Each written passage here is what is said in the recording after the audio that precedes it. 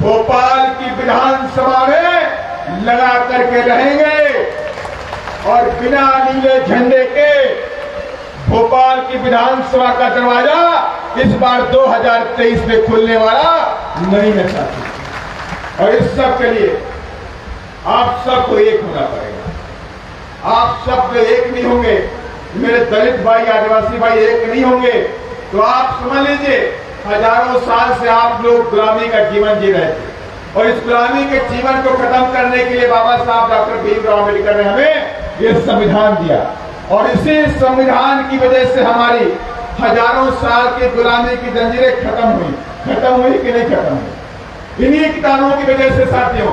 लेकिन आज ये संविधान हमारा खतरे में है। आज ये संविधान पे बुरी नजर लग गई है और ये लोग चाहते हैं कि हमारा संविधान बदला जाए, खत्म किया जाए। तो लेकिन मैं उन ताकतों से बोलना चाहता हूं कि बहुजन समाज के लोगों ने चूड़ियां नहीं पहन रखी है। अगर आप मेरे संविधान की तरफ बुरी नजर रखोगे, आप हमारे संविधान में कोई छेड़छाड़ करोगे, तो इस देश के अंदर नीली क्रांति का आगाज होगा। और उससे पहले 2023 में विधानसभा में मध्य प्रदेश में बहुजनों का भी आगाज हो जाएगा, बहुजनों का आगाज होगा। और आप सबको पता, क्योंकि पानी शुरू हो चुका है, लेकिन मैं अपनी बात जल्द से जल्द खत्म करूंगा। आप सबको पता है कि मध्य प्रदेश के अंदर दलितों के साथ में, आदिवासियों के साथ में कितना अत्याचार होता है। आप सबको पता है कि अभी एक आदिवासी को ट्रक में बांध के खींचा गया था और उसकी मौत हो गई, पूरे शरीर की खाल निकल गई। और वही नहीं, एक आदिवासी के पूरे परिवार को मार के दफन कर दिया गया था इसी प्रदेश के अंदर। और सिवनी के अंदर देखिए, सिवनी के अंदर नौजवान आदिवासी भाइयों को गौरक्षक वाले आकर के उनको घर से निकाल के पीट पीट के मार दिया उन्होंने। तो मैं आप सबसे कहना चाहता हूं, ये दलितों पर अत्याचार होता है, आदिवासियों पर अत्याचार होता है, लेकिन अत्याचार क्यों होता है हम पे? क्योंकि हम कमजोर हैं और अत्याचार हमेशा कमजोरों के ऊपर होता है। बलि हमेशा बकरे की दी जाती है, बलि हमेशा शेरों की नहीं होती है। क्या शेरों की बलि होती है? कभी सुना आपने? बकरियों की होती है, तो बकरियां कमजोर होती है। और आज हमारे समाज पर अत्याचार होता है, दलितों पर अत्याचार होता है, आदिवासी पर अत्याचार होता है, तो इसका मतलब है कहीं ना कहीं से हम कमजोर। लेकिन आज मैं आप सबको बताना चाहता हूं, ये आपकी जो एक कमजोरी है, आप समझते हैं कि हम इस देश में सबसे कमजोर है, दीन दुखी है, गरीब है, बेरोजगार है। अगर आप कहते हैं किसी देश के अंदर आप सबसे ताकतवर बन जाए, जैसे आप पुराने समय में थे, इतिहास में थे, इतिहास के समय में आदिवासी इस देश का राजा था, उसने हार नहीं मानी। हार ना मानने की वजह से वो जंगल में चले गए, लेकिन हार नहीं मानी। और आज आपको वो ताकत दोबारा लेकर के आनी है। और वो ताकत कहां आनी है? विधानसभा के अंदर जब आप अपने विधायक जिता करके भेजोगे, वो ताकत दोबारा आपके हाथों में आ जाएगी। इसलिए मैं कहना चाहता हूं कि प्रदेश की सरकार बिरसा मुंडा जी की जयंती पर, शंकर सारनाथ शाह जी की जयंती पर बड़े बड़े आयोजन करेगी, बड़े बड़े आयोजन करेगी, पैसा बांटेगी, दारू मुर्गा बांटेगी, बड़ी भीड़ लाकर इकट्ठा करके आपको समझाने का काम करेगी। लेकिन अगर आप मुझसे बोलिए कि अगर आप आदिवासियों के और दलितों के सच्चे हितैषी हैं, तो पूरे देश के अंदर आपने वजीफा बंद कर दिया है, स्कॉलरशिप बंद कर दी है, आप उसको स्कॉलरशिप शुरू कर दीजिए ताकि हमारे बच्चों की पढ़ाई रुक गई है, वो पढ़ाई शुरू हो जाए, तो स्कॉलरशिप नहीं शुरू कर रहे। और तो और मध्य प्रदेश की सरकार ने 1,20,000 सरकारी स्कूलों को बंद करने की ठानी है। और ये स्कूल कहां पे है? ये स्कूल सुदूर गांव के अंदर, आदिवासी गांव के अंदर रहते हैं। उन स्कूलों को सरकार बंद करने का है ताकि आप पढ़ न सकें। आपके बच्चे पढ़ जाएंगे तो अधिकार की बात करेंगे, आपके बच्चे पढ़ जाएंगे तो डिप्टी कलेक्टर बन जाएंगे, आपके बच्चे पढ़ जाएंगे तो ऊंचे ऊंचे मंचों पर बैठ करके दहाड़ने का काम करेंगे। इसलिए वो नहीं चाहते कि आप शिक्षित हो जाइए, आप शिक्षित हो जाइए, वो नहीं चाहते। अगर आप उनसे कोई भी बात मानेंगे तो आपकी बात का समर्थन करेंगे। अगर मेरे आदिवासी बहनें आदिवासी भाई, मेरे दलित भाई, पिछड़े भाई, कि अगर आप लोग उनसे बोलिए कि आपकी सरकार तो बहुत लंबे समय तक प्रदेश में रही, उससे पहले कांग्रेस भी रही, लेकिन आप लोगों ने दलितों, आदिवासियों, पिछड़ों के लिए शिक्षा के क्षेत्र में कौन सा काम किया? तो मेरी समझ से उनके पास कोई जवाब नहीं होगा, उनके पास कोई जवाब नहीं होगा। अगर आप उनसे पूछ लीजिए कि आप शिक्षा हमको दे दीजिए, तो आपको शिक्षा नहीं देंगे। अगर आप उनसे शिक्षा मांगोगे तो शिक्षा आपको नहीं देंगे। अगर आप उनसे दारू बोतल मांगोगे, मुर्गा मांगोगे, बकरा मांगोगे, 500 रुपया मांगोगे, तो आपको दे देंगे, लेकिन शिक्षा आपको नहीं देंगे साथियों। इसलिए मैंने कहा कि जितने भी यहां मेरी माताएं बहनें बैठी हुई हैं, नौजवान साथी बैठे हुए हैं, और हम सबको पता है कि बाबा साहब ने उपदेश दिया, शिक्षित बनो, संघर्ष करो और संगठित रहो। ये 3 उपदेश बाबा साहब ने दिए। शिक्षित बनने के नाम पर बाबा साहब ने कहा कि अगर आपके घर में 2 रोटी है मेरे बच्चों, तो 1 रोटी खाना, लेकिन अपने बच्चों को शिक्षित जरूर कर देना, जो कि शिक्षा वो शेरनी का दूध है, जो पिएगा वो दहा देगा साहब। ये बात बाबा साहब ने शिक्षा के बारे में कही। और दूसरी बात बाबा साहब ने कही, संघर्ष करो। कहा कि बहुजनों का जीवन ही संघर्ष है और संघर्ष ही तुम्हारा जीवन है। जब तक तुम संघर्ष करते रहो, तब तक में बड़ी से बड़ी कामयाबी आपके कदम ना चूम ले, तब तक आपके मेरे बच्चों संघर्ष करना पड़ेगा। और तीसरी बात बाबा साहब ने कही, संगठित रहो।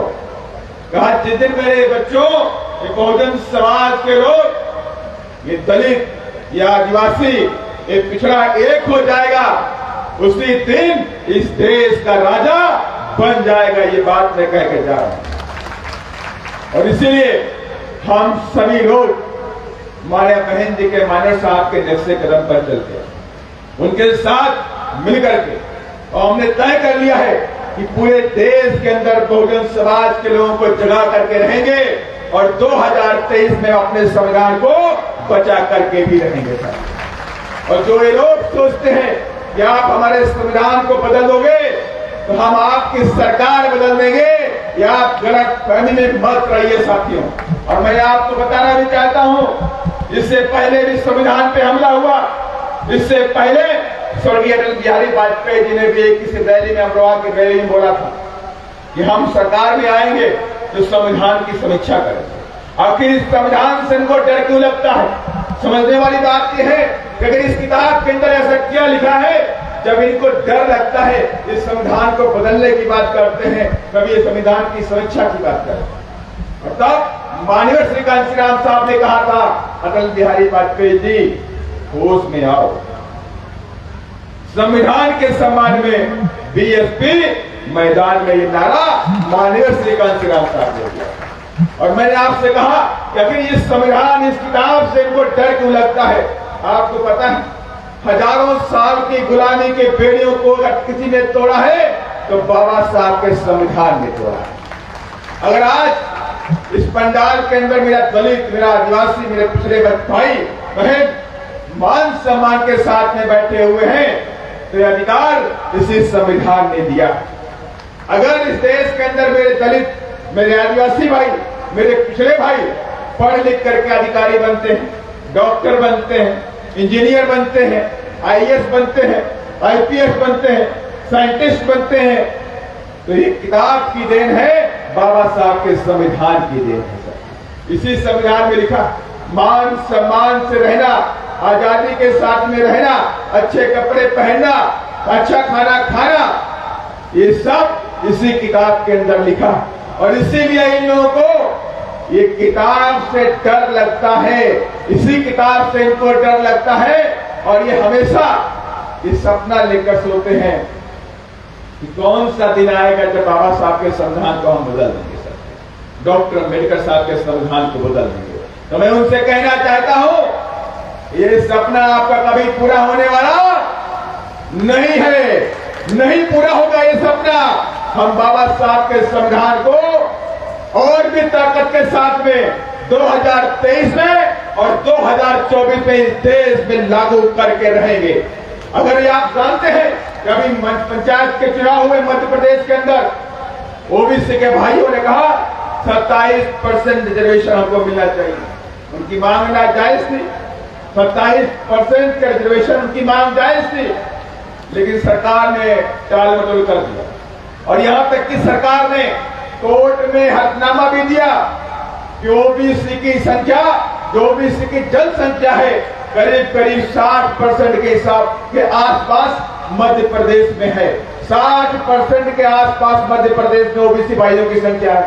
लेकिन 60% तो छोड़ दीजिए, उनको 27% रिजर्वेशन भी ये सरकारें देना नहीं चाहती। लेकिन मैं आपसे वादा करना चाहता हूं, जिस दिन बहुजन समाज पार्टी ताकत में मध्य प्रदेश में आएगी, उसी दिन बाबा साहब के संविधान के अनुरूप आर्टिकल 340 के अनुरूप ओबीसी के लोगों की संख्या की गिनती की जाएगी और ओबीसी के लोगों की संख्या के अनुरूप उनके पिछड़ेपन के शिक्षा में, आर्थिक में और सामाजिक में उनका पिछड़ापन का जांच की जाएगी। और उस जांच के बाद अगर ओबीसी के भाइयों को 27 तो छोड़ दो, अगर 60% रिजर्वेशन देना पड़ा तो बहुजन समाज पार्टी देने का काम करेगी।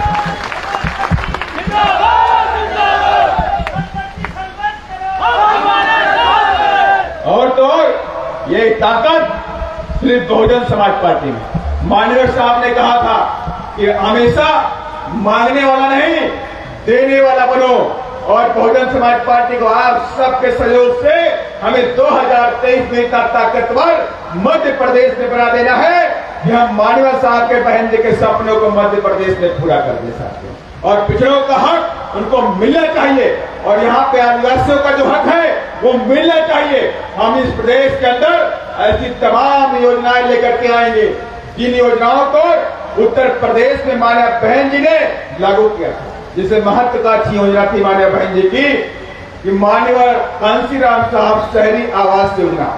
उस योजना के तहत हम मध्य प्रदेश में 5 लाख मकान बनाएंगे शहरों के अंदर और गरीबों को, दलितों को, आदिवासियों को, पिछड़ों को, सब समाज के गरीबों को फ्री में देने का भी काम करेंगे। फ्री में देने का काम करेंगे जिनके पास कोई घर नहीं है। और इसके बाद भी शिक्षा के क्षेत्र में माननीय बहन जी की तमाम योजनाएं, कि आप सबको पता है कि उत्तर प्रदेश में कितनी सारी यूनिवर्सिटी माननीय बहन ने खोली, कितने सारे कॉलेज, डिग्री कॉलेज, हजारों की संख्या में degree college, inter college, primary school खोले। और यहां तक की छोड़ दीजिए, कई सारी बड़ी बड़ी यूनिवर्सिटी बहन कुमारी मायावती जी ने अपने मुख्यमंत्री काल में उत्तर प्रदेश में खोलने का भी काम किया। और आप सब जानते भी हैं, तमाम मेरे साथी यहाँ बैठे हुए हैं जो नोएडा गए होंगे। कितने नोएडा गए हैं? नोएडा में गौतम बुद्ध यूनिवर्सिटी देखी नहीं देखी? नहीं देखी। कितने लोग जानते हैं? कितने लोग जानते हैं गौतम बुद्ध यूनिवर्सिटी लखनऊ में हमारे बहन ने खोल रखी? आप सभी लोग लगभग जानते हैं। और ये काम अगर हुए तो उत्तर प्रदेश में हुए। उत्तर प्रदेश में ही बाबा साहब का विश्व का सबसे बड़ा पार्क बनाया गया, तो उत्तर प्रदेश के गोमती नगर में अंबेडकर पार्क बनाया गया। बनाया कि नहीं बनाया बताइए मुझे। और उसी पार्क के अंदर हमारे बहन जी ने हमारे सभी महापुरुषों को उचित सम्मान दिया है, जगह भी दी। और वहां आदमकद की प्रतिमा बिरसा मुंडा जी की है, वहां पर छत्रपति साहू जी महाराज की प्रतिमा, वहां महात्मा फूले की प्रतिमा है। ऐसे हमारे तमाम संत महापुरुषों की प्रतिमाएं अंबेडकर पार्क में लगी हुई है। लेकिन वो पार्क हमारे दिल में, हमारे शरीर में, जब भी मैं उस पार्क को देखता हूं, जब भी उस पार्क के पास से गुजरता हूं, तो मेरा खून और विवाद मानता है कि ऐसा पार्क मध्य प्रदेश में भी होना चाहिए और ऐसा पार्क महाराष्ट्र में भी होना चाहिए। आप सबको पता है कि बाबा साहब की जन्मस्थली क्या है? बाबा साहब की जन्मस्थली मध्य प्रदेश में भी है कि नहीं है? बाबा साहब की जन्मस्थली मध्य प्रदेश में है, लेकिन बाबा साहब को इन सरकारों ने कभी सम्मान देने का काम नहीं किया। न कांग्रेस ने दिया और न ही भारतीय जनता पार्टी के लोगों ने बाबा साहब को सम्मान दिया। और मुझे एक बात याद आती, जब मैं पहली बार करीब 3-4 साल पहले मेरे सामने एक बात आई थी। यहाँ पर एक चौराहा स्टार्ट करा और उस चौराहे पर यहाँ के अधिकारियों ने बाबा साहब की मूर्ति को लगाने का सारा परमिशन दे दिया था, है कि नहीं? कौन सा चौराहा, क्या नाम बोलते हैं? ग्वालियर बाईपास। ग्वालियर बाईपास पे बाबा साहब की प्रतिमा लगनी थी। लेकिन ना तो कांग्रेस ने और ना बीजेपी के लोगों ने बाबा साहब को सम्मान दिया। और आज तक ग्वालियर के चौराहे पर बाबा साहब की प्रतिमा लग नहीं पाई है। मैं उनको बताना चाहता हूं, बस 2023 तक इंतजार कर लीजिए। 2023 में ग्वालियर चौराहे पर बाबा साहब की प्रतिमा भी लगेगी और बिरसा मुंडा की भी लगेगी, कुंवर साहब रघुनाथ साहब जी की भी चौराहे पर लगाने का काम करेंगे साथियों। हम सब लोग मिलकर के अपनी पार्टी की ताकत बनेंगे, तब जाकर के बात बनने वाली है।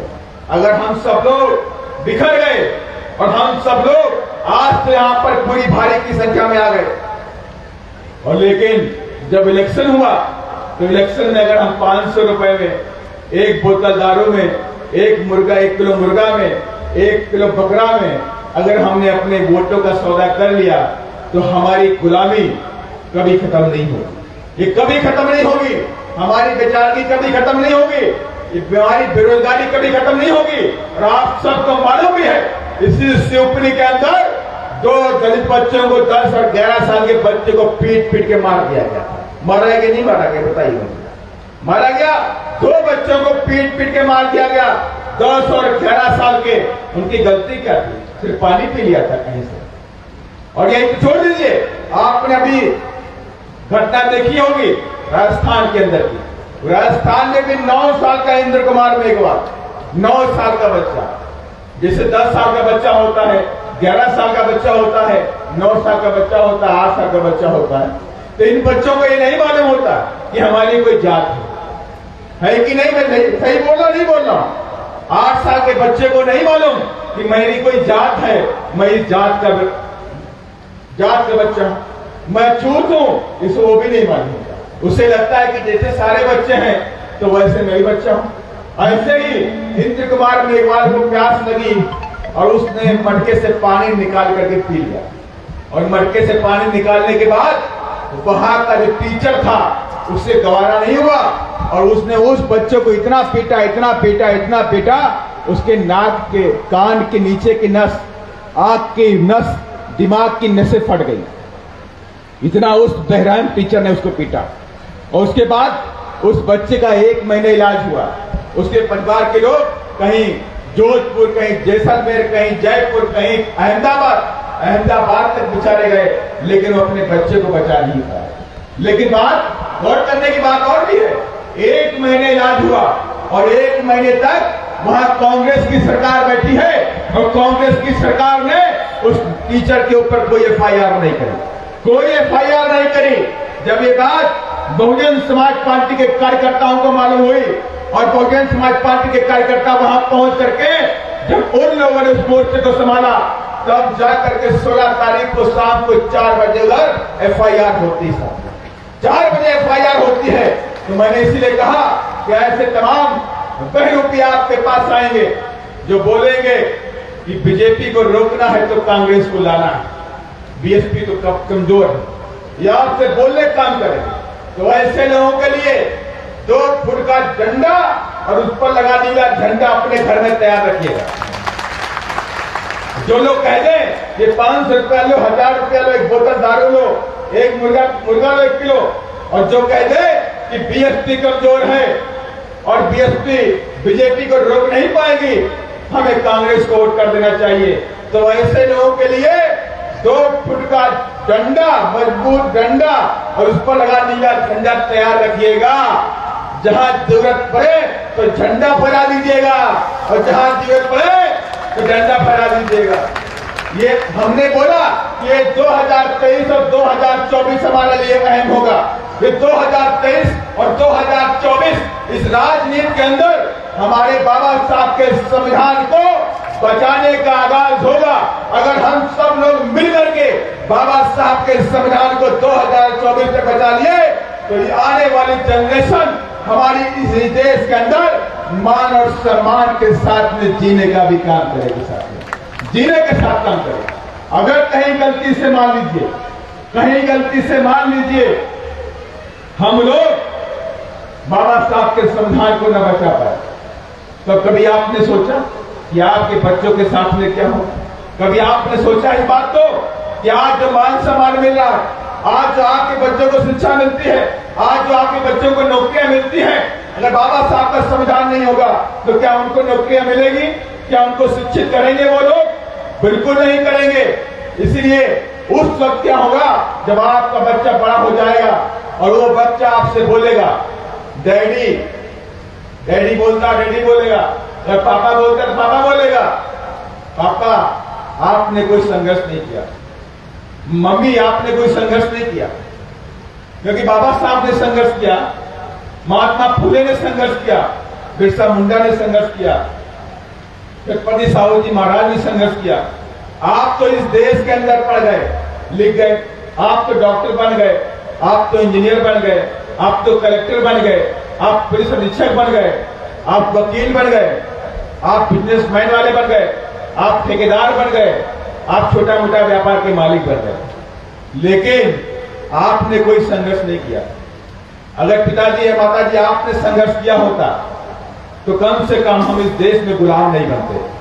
आपका बच्चा आपसे पूछेगा, जब 15 साल का 20 साल का होगा तो आपसे पूछेगा कि आपने कोई संघर्ष नहीं किया, इसलिए हम गुलाम बना दिए गए। और उस वक्त क्या होगा? उस वक्त आपकी आंखों में सिर्फ आंसू होगा, आपकी आंखों में आंसू निकल पड़ेगा और आप उस आंसू को रोक भी नहीं पाओगे और उस आंसू को आप पोंछ भी नहीं पाओगे, क्योंकि आपके हाथों से वक्त निकल चुका होगा। और उस वक्त हमारे भी सामने आप भी पछता रहे होंगे अपनी करने के ऊपर। विकास मैंने आज मेरे नेताओं की बात को मान लिया होता और अपनी पार्टी बहुजन समाज पार्टी के नीले झंडे और हाथे निशान को मध्य प्रदेश की विधानसभा में पहुंचा दिया होता तो मेरा बच्चा कम से कम गुलाम नहीं बनता, कम से गुलाम नहीं बनता वो। और मेरे अंदर भी आंखों में आंसू होगा कि हमने तो आपको बहुत समझाया, हमने तो आपको बहुत समझाया, लोगों से रिक्वेस्ट भी करी, मदद भी करी कि गलती ना करो, ये पार्टी, ये मंच ये ऐसे नहीं बना है, इसके पीछे हमारे महापुरुषों का जीवन भर का संघर्ष और त्याग और बलिदान है। तब जाकर के बहुजन समाज पार्टी इस देश की तीसरे नंबर की पार्टी बनी।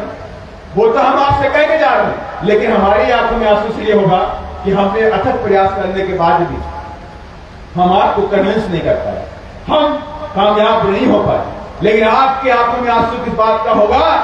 आपकी आंखों में बेचारगी का आंसू होगा। यहाँ हम क्या करें, अब तो कहीं के नहीं रह गए।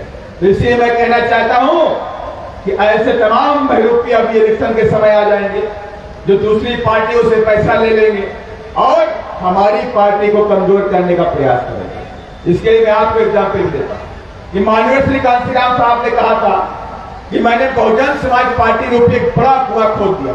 क्या किया कि बहुजन समाज पार्टी रूपी एक बड़ा कुआं हमने खोद दिया है। अब आप लोगों को छोटे छोटे कुएं खोदने की जरूरत नहीं है। अगर आप छोटे छोटे कुएं खोदना शुरू कर दोगे तो बड़ा कुआं सूख जाएगा। इसलिए मैंने कहा जब तक आपके घर में नीला झंडा और हाथी निशान न पहुंचे तब तक मानना नहीं ये बाबा साहब वाले लोग हैं, ये माननीय कांशीराम साहब वाले लोग चाहते हैं। इसलिए मैं आप सबसे कहना चाहता हूं, देश के हालात नाजुक हैं। ये देश आज चंद बिजनेसमैनों के हाथों में, चंद धंधा सेठों के हाथों में ये भारतीय जनता पार्टी की सरकार ने सरेंडर कर दिया, उनको दे दिया है। अब उन्हें दलितों के लिए या उनको आदिवासियों के लिए या उनके पिछड़ों के लिए या माइनॉरिटीज के लिए उनके मन में कोई विचार नहीं है। आप सबको पता होना चाहिए प्रदेश की सरकार 1,20,000 स्कूल बंद करने जा रही है। मालूम नहीं मालूम आप लोगों को? मालूम है 1,20,000 स्कूलों को बंद करने जा रही है। मैं पूछना चाहता हूं मामा जी से, आप तो बहुजन समाज के लोग हैं, आपने अपने क्या मैं धाकर जी से बात कर रहा हूं? तो मैंने कहा भाई हमारे प्रधान मुख्यमंत्री जी जो यहाँ के वो धाकर समाज से आते हैं, तो मेरी समझ से धाकर तो और भी धाकर हो गया होगा, बहुत धाकर हो गया होगा, बहुत मजबूत हो गया होगा। तो बोले नहीं साहब, कहाँ मजबूत हो पाए, मजबूत तो खाली मामा जी हुए, खाली मामा जी मजबूत हुए हैं, ना धाकर मजबूत हुआ, न कुशवाहा मजबूत हुआ, न बघेल मजबूत हुआ। तो मजबूत फिर कौन हुआ? मजबूत सिर्फ धन्ना सेठ हुए। बड़े बड़े धन्ना सेठ, बड़े बड़े व्यापारी मजबूत हो गए और उन लोगों ने हमारी खून पसीने कमाई को लूट लिया साथियों, और हम कुछ नहीं कर पाए साथियों, हम कुछ नहीं कर पाए। आपको भी मालूम होना चाहिए, अगर आपके पास मोबाइल है तो मोबाइल में डाटा फ्री होता है कि नहीं फ्री होता है? 1.5 GB डाटा फ्री होता है, किसी के मोबाइल में 2 GB डाटा फ्री होता है। तो अगर आपके पास डाटा फ्री है तो मोबाइल में डालो और मोबाइल में चेक करो कि भारत की एनपीए कितनी है। एनपीए के माने नॉट परफॉर्मिंग एसेट, माने कि जो बैंकें हैं, जिन बैंकों के पास हमारा पैसा है वो पैसा धन्ना सेठों के पास गया और धन्ना सेठों ने उसको वापस नहीं किया। तो आप जैसे डालेंगे एनपीए, कितना भारत के अंदर तुरंत लिख के आएगा 12 लाख करोड़, 11 से 12 लाख करोड़। कभी सोचा कि 11 से 12 लाख करोड़ रुपया कितना होता? किसी को आइडिया है?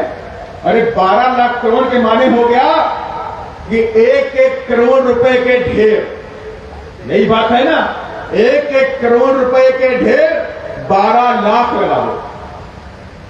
अब आप समझ लीजिए, 1-1 करोड़ रुपए के पैसों के नोटों के 500-500 के 2-2 हजार के नोट के ढेर लगा दो और कितने 12 लाख, माने कि अगर आप शिवपुरी में बैठे हैं तो इतना पैसा हो जाएगा, यहां से लेके भोपाल तक जाओगे तब भी ढेर खत्म नहीं होने वाला। इतना पैसा धन्ना सेठों को इन लोगों ने दे दिया। और तो और 3,55,000 करोड़ रुपए इनका टैक्स माफ कर दिया। माने हम और आप टैक्स देते हैं, जीएसटी भी देते हैं, इनकम टैक्स भी देते हैं, टोल टैक्स भी देते हैं, आरटीओ टैक्स भी देते हैं, सारे टैक्स हम दे रहे हैं और पैसा जा रहा धन्ना सेठों के पास। 3,55,000 करोड़ रुपए कितना होता?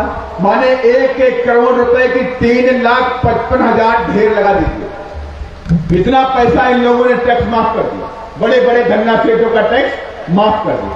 अगर इस पैसे को इकट्ठा कर लीजिए, मैं कहता हूं अगर 15 से 16 लाख करोड़ रुपए इस देश के अंदर इकट्ठा करके यहाँ की बेरोजगारी को खत्म कर दें, गरीबों को शिक्षा दे दें, यहाँ रोडें बना दें, अस्पताल बना दें, डिग्री कॉलेज बना दें, स्कूल बनाए, यूनिवर्सिटी बनाए, बड़ी बड़ी फैक्ट्री लगा दें, तो कम से कम 10 लाख लोगों को रोजगार इसी देश के अंदर परमानेंट मिल जाता है। 10 लाख परिवारों को, लोगों को कम से कम रोजगार, 10 से 15 लाख 20 लाख भी हो सकते हैं, इतने लोगों को रोजगार मिल जाता है। लेकिन इन सरकारों ने कभी भी हमारे और आपके लिए नहीं सोचा, कभी भी दलितों के लिए, कभी भी आदिवासियों के लिए, कभी पिछड़ों के बच्चों के लिए, कभी उनके अधिकार के लिए, कभी उनके संवैधानिक अधिकारों को लेकर के भी इन लोगों ने कभी भी हमारे लिए काम नहीं किया। इसलिए मैं कहना चाहता हूं कि संविधान के सम्मान में बीएसपी मैदान। इसलिए मैं कहता हूं कि जिस दिन बीएसपी पावर में आएगी मध्य प्रदेश के अंदर, उसी दिन हम बाबा साहब के संविधान को पूरी तरह से लागू कर देंगे, पूरी तरह से लागू करेंगे। जो जो बातें इस किताब के अंदर लिखी है वो सारी बातें हम बाबा साहब की लागू कर देंगे। और जब ये किताब की सारी बातें लागू हो जाएंगी तो किसी दलित के ऊपर, किसी आदिवासी के ऊपर किसी की हिम्मत नहीं है, किसी की भी हिम्मत नहीं है कि हमारी बहु बेटियों की तरफ आंख उठा करके भी देखिए सर, अगर इस किताब को हम लागू कर दें सर। और ये लोग इस किताब को पूरी तरह से लागू नहीं करते। आर्टिकल 15 इसी के अंदर है और आर्टिकल 15 में लिखा हुआ है, आर्टिकल 15 में लिखा हुआ है बाबा साहब ने कि जाति, धर्म और जन्म के स्थान में कोई भेदभाव नहीं होगा। लिखा है कि नहीं लिखा? आप लोगों ने पिक्चर भी देखी थी, आर्टिकल 15 के नाम से आई कि नहीं आई? आपने उसमें देखा भी होगा। माने इस किताब में बाबा साहब ने लिख दिया 26 जनवरी 1950 को ये किताब इस देश में लागू हो गई।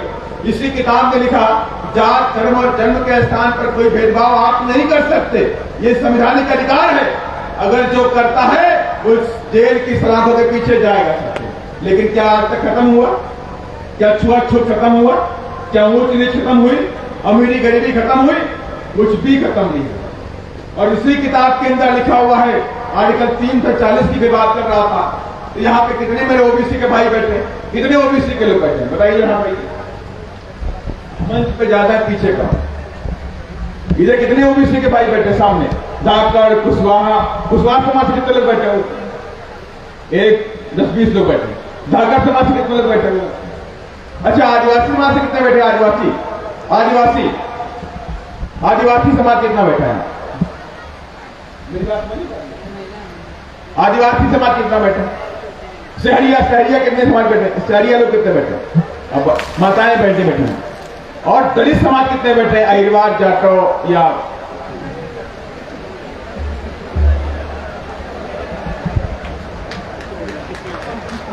अब मैं उससे कहूंगा पीछे बैठे वाले मंच के बैठे नेताओं को, आपका चेहरा ये दलित अहिरवार देखेंगे उससे आपका काम नहीं चलेगा, ये बहुजन मूवमेंट उससे नहीं बढ़ेगा। जब तक आप अपने चेहरे लेकर नहीं आओगे, अपने नुमाइंदे यहां नहीं बिठाओगे तो बात नहीं बनने वाली।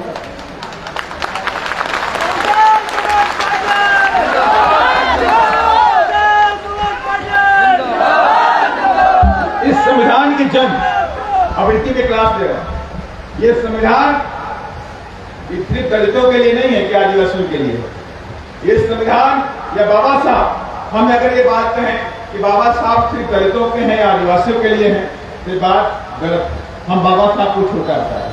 बाबा साहब ने बराबर अधिकार पिछड़ों के बच्चों को इसलिए आर्टिकल 340 के अंदर लिख करके दिया। बाबा साहब इसी किताब में लिखा है। अगर आर्टिकल 340 बाबा साहब ने नहीं लिखा होता तो पिछड़ों के बच्चे कभी शिक्षित नहीं होते, उनके बच्चे कभी डॉक्टर नहीं बनते, उनके बच्चे कभी इंजीनियर नहीं बनते, उनके बच्चे कलेक्टर नहीं बनते, उनके बच्चे पुलिस अधिकारी नहीं बनते। इसी किताब में लिखा है।